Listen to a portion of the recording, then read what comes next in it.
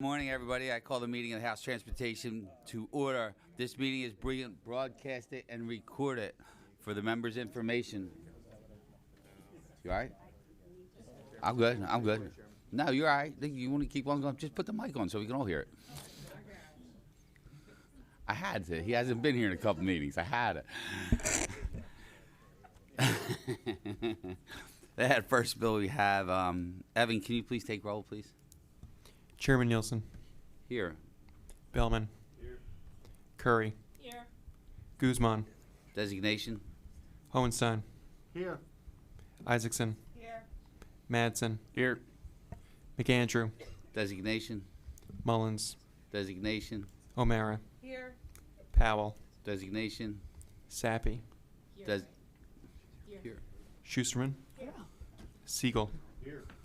Chairman Benninghoff. Here. Bernstein. Assassination. Devanzo. Designation. Flood. Ham. Designation. Labs. Designation. Rinkavage. Shuren. Here. Schmidt. Designation. Smith. Here. Stambaugh. Designation. Tomlinson. Designation. Thank you, Evan. We have a quorum. The chair calls up Senate Bill 78, printers number 34, introduced by Senator Joe Pittman. Kyle, can you please give us a summary of the bill? Senate Bill 78 by Senator Joe Pittman. This bill designates a bridge in Banks Township, Indiana County, as the private first-class John Tabaxco Memorial Bridge. PFC Tabaxco was a native of Banks Township who served in the United States Army during World War II and died in action in the Philippines on Luzon Island. PennDOT must erect and maintain appropriate signs displaying the name of the bridge to traffic in both directions on the bridge. This bill passed the Senate by a vote of 49-0 on March 24th, and there are no amendments filed to the bill.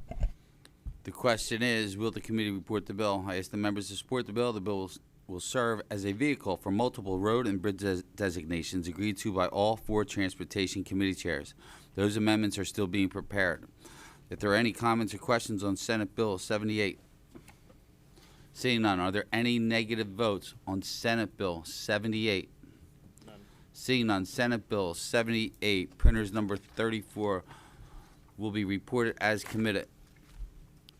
For the information of the members, we are going to go going over House Bill 649 at this time so we can prepare an agreed-to amendment to address some last-minute concerns that came up. The chair now calls up House Bill 1093, printers number 1210, introduced by Representative Dave Madsen. Kyle, can you please read a summary of the bill? House Bill 1093 by Representative Dave Madsen. This bill clarifies Pennsylvania's seatbelt law as it pertains to drivers and passengers under the age of 18. Currently, the driver of a passenger car and certain trucks and motorhomes must ensure that if the driver is under the age of 18, that they are wearing a seatbelt, and that every passenger between the ages of 8 and 18 is wearing a seatbelt. Currently, because of the placed "and" in statute, certain law enforcement agencies believe they cannot cite a minor driver or passenger for not wearing a seatbelt unless both violations are occurring at the same time. This legislation simply removes the "and" that is currently found in statute to ensure that a person can be charged with a violation of either clause or both, which was the original intent of this law, and there are no amendments filed to the bill. Thank you, Kyle. The question is, will the committee report the bill? I recognize the prime sponsor and committee member, Representative Dave Madsen. Thank you, Chairman.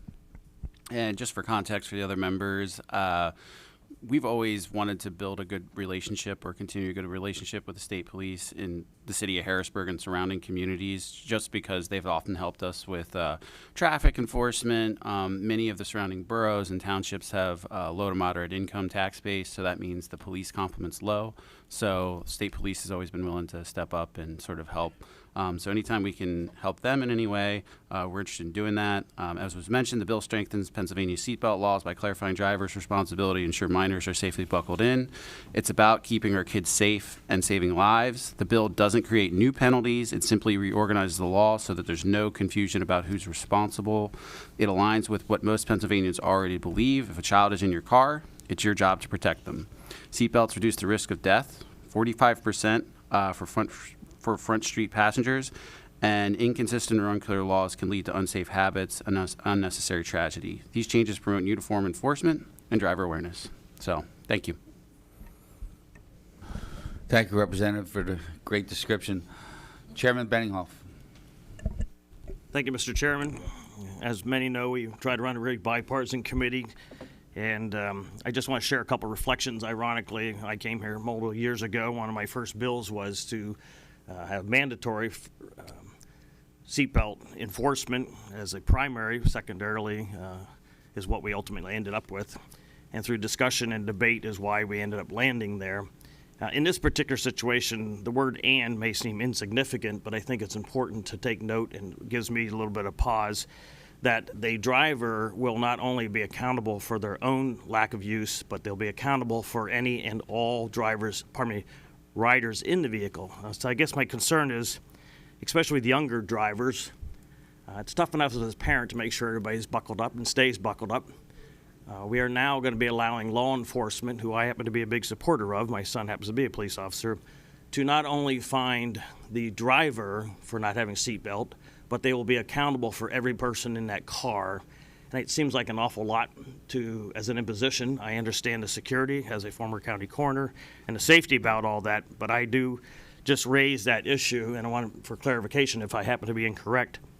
But I believe if I read this legislation, it's more than just adding an "and", because the driver will then be responsible not only for themselves and all the other passengers in that car. So if I happen to have 4 in my car, I could be cited as a driver and be accountable financially for the other 4 occupants. Is that correct? Just to clarify, we are deleting the "and", which is currently the law now.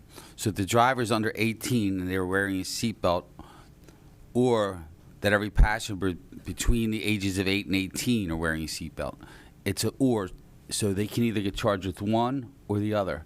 The "and" is in there now, and that's what the confusing part is. So currently, the way the law sits, they can give multiple violations currently. By this legislation, we're deleting the "and" and making it either or, not both. And this was, the concern came up with the state police and AAA because of people in the car not wearing a seatbelt. I mean, listen, driving is a privilege. We all know that. And it's your responsibility to make sure all those passengers within are safe as well. So, but this is it. We're deleting the "and". Mr. Chair? Please, go ahead. I just want to make sure I heard you correctly.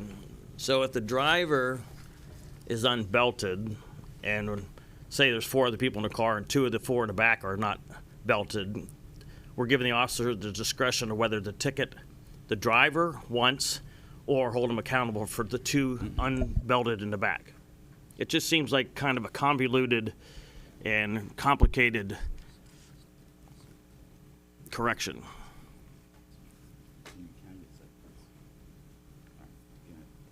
We're going to give this to Kyle, the technical end of this, right? Yeah, and Kyle, I'd ask We is just wanna if you make give sure. a scenario of what's presently happening if we have a driver and 3 other occupants of teens driving a car.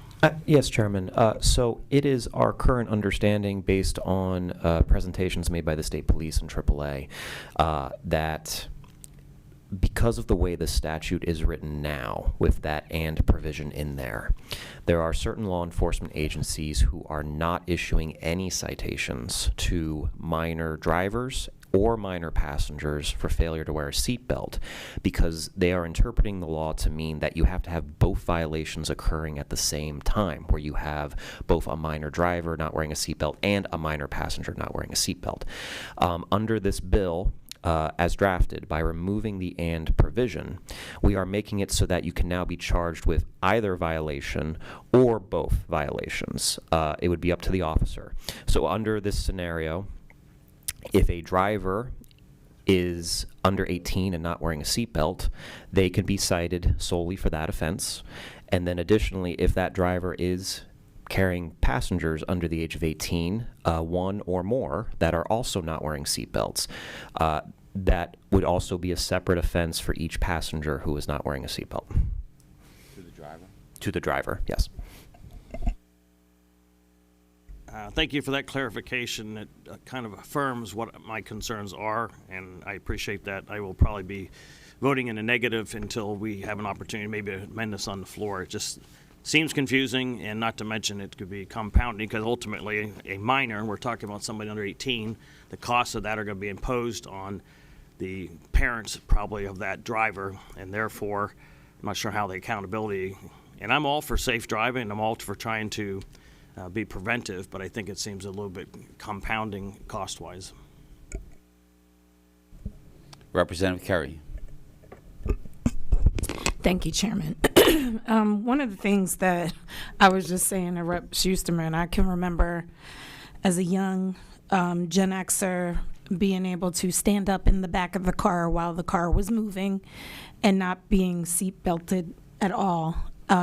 Of course, the cars were made a lot different, but I have those memories of like being able to like hold on to the back seat and dance when the music was on, no seatbelt. Now that I have a child who is driving, who's a young adult, when I think about this particular piece of legislation, I can appreciate it because I think as our young people begin to drive, it is their responsibility to make sure that folks are doing what they need to do in the car at all times. It is their responsibility when they're given the privilege to drive.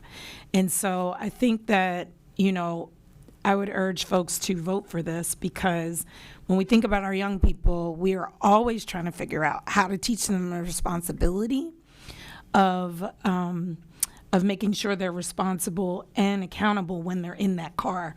And as I tell my kids, I'm like, a car can be a weapon, a deadly weapon.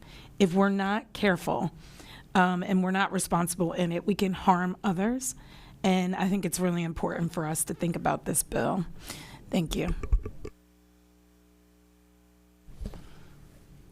Thank you, Representative. Evan, can you do, before we take roll call, I wanted to say we are joined in person by Representative Lindsay Powell. Evan, can you please do a roll call vote? Chairman Nielsen. Yes. Bellman. Curry. Yes. Guzman. Designation, yes. Hohenstein. Yes. Isaacson. Yes. Madsen. Yes. McAndrew. Designation, yes.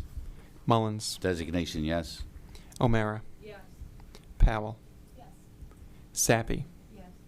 Schusterman. Yes. Siegel. Yes. Chairman Benninghoff. First of all, thank you for the good dialogue on it, but I am a no. Bernstein. No. Devanzo. No. Flood. No. Ham. No. Labs. Yes. Rinkavage. No. Shuren. Yes. Schmidt. No. Designation, pardon me. Smith. No. Stambaugh. No. Designation. Talmonson. Yes.